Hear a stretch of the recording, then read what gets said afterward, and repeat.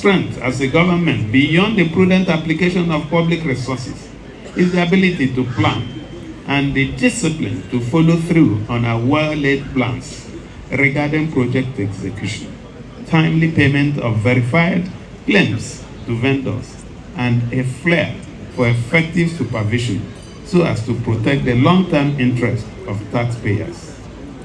I would like to announce today happily that the two contractors that have delivered the 46.3 kilometer road are not being owed one kobo.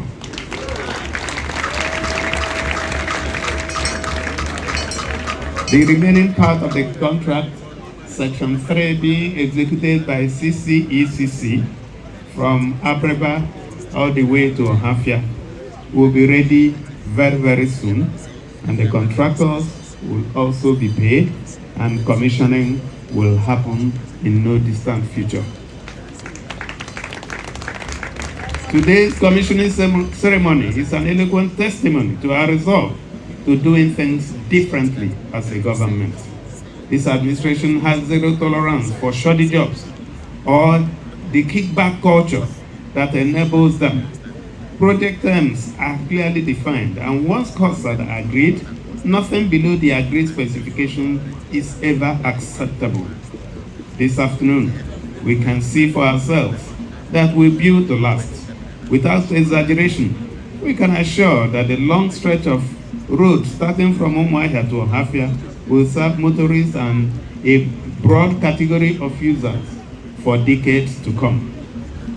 By completing this project, we have not just shortened travel time for drivers and commuters coming into Umuahia from communities within Umuahia, Pende, Uzuakoli, and Umuahia North. We have also cut down risks of accidents, security threats, and transport costs for scores of thousands of individuals and families.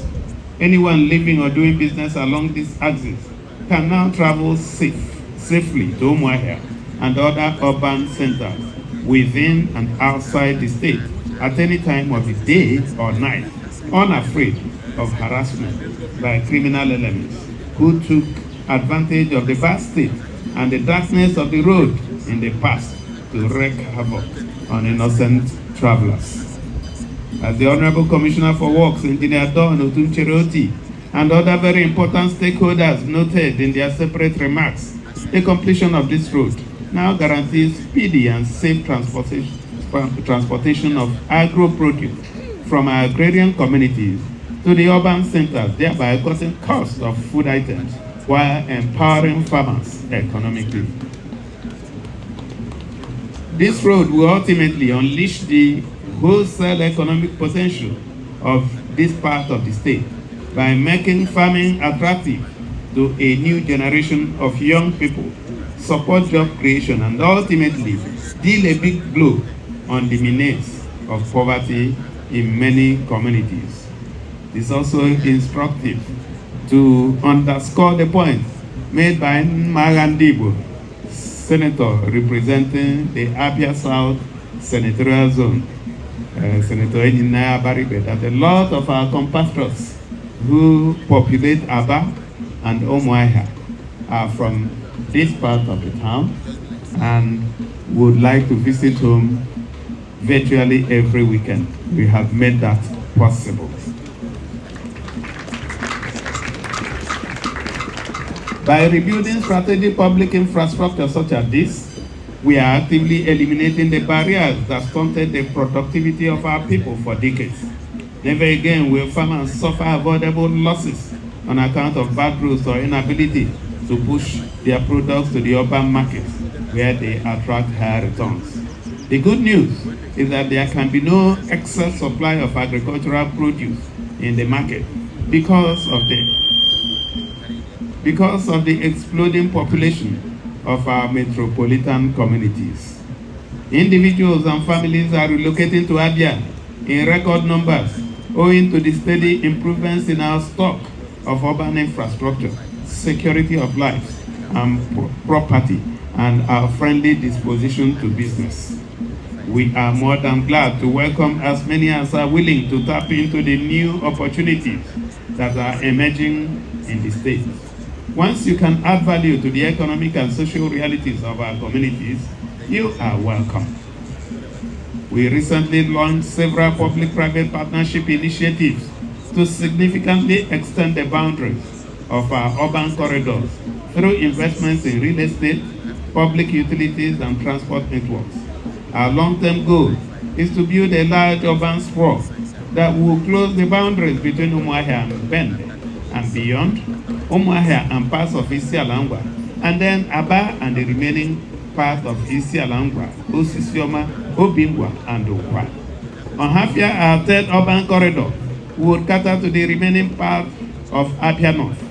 The development framework we are pursuing will see communities in all parts of the state urbanized at an unprecedented rate, creating opportunities for millions of people along the way.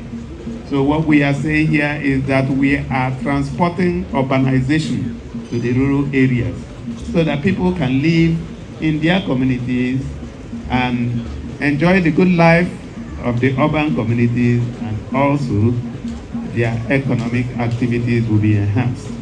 Our plans may be ambitious, but not unrealistic. And that's why we have remained focused and dedicated to our development-centered governance agenda. We are committed to prudent use of public resources, which explains why we have financed all our projects, and I'm saying all our projects, without borrowing a dime as at this moment. Even when there are multiple offers from local and international lenders. Again, we have ensured that we meet all maturing debt obligations contracted by our predecessors in office, leading to massive reduction in our debt profile as published by the Debt Management Office. We shall continue to meet our administrative and development obligations as a government by channeling every resource at our disposal to where they are guaranteed to yield the highest possible social return. This road project we have gathered this afternoon to commission could not have happened without your taxes. It is therefore fitting that I use this auspicious occasion to appreciate every tax-paying adult and businesses in the state for partnering with us to rebuild public trust in democracy after years of betrayal and unproductive politicking. May I also invite all of us to recommit ourselves to the regular payment of our individual and business taxes, confident that every penny that makes its way to the state's coffers will be effectively utilized in bringing development to our communities. Ladies and gentlemen, I'm sure you may have noticed that in the last 22 months, there have not been touts and aberus chasing people from one part of the state to another. The reason we did this is that we strongly believe that taxation and taxes are government's share of the prosperity that it has created amongst the populace. So we believe that if we create prosperity, that we will be good citizens to pay your taxes. And I can also congratulate Abia people, because sometimes we receive calls from well-meaning people to say, we want to pay, we want to support what you are doing. In fact, some people pay a whole lot of money to us. Somebody gave us 200 million sometime from Aba, and he said this is just to support the building of Port Harcourt Road in Aba.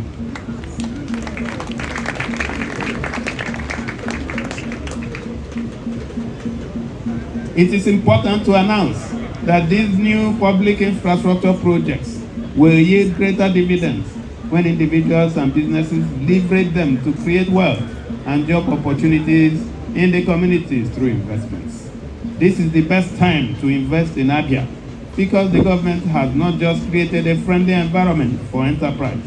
We are also committed to securing whatever is invested in the state.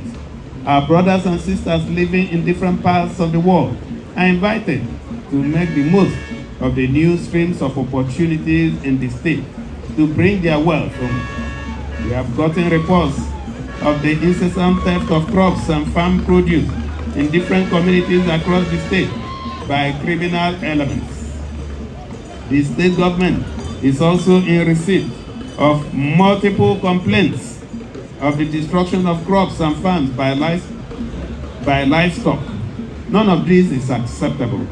We have therefore directed the commissioners for agriculture, local government and chieftaincy affairs, and the senior special assistant on homeland security to work with the security agencies, traditional rulers, and heads of town unions across the state to develop modalities for putting an immediate stop to all forms of threats to agriculture and food production in any part of the states.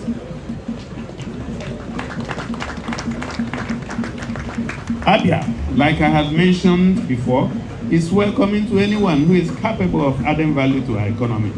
We shall, however, invoke the full machinery of the law to deal decisively with anyone whose actions threaten our economic prospects or damage the enterprise of our hardworking men and women. Some people who had tested our will in the past can confirm that they didn't and have not found it easy. That is, if they are alive to tell the story.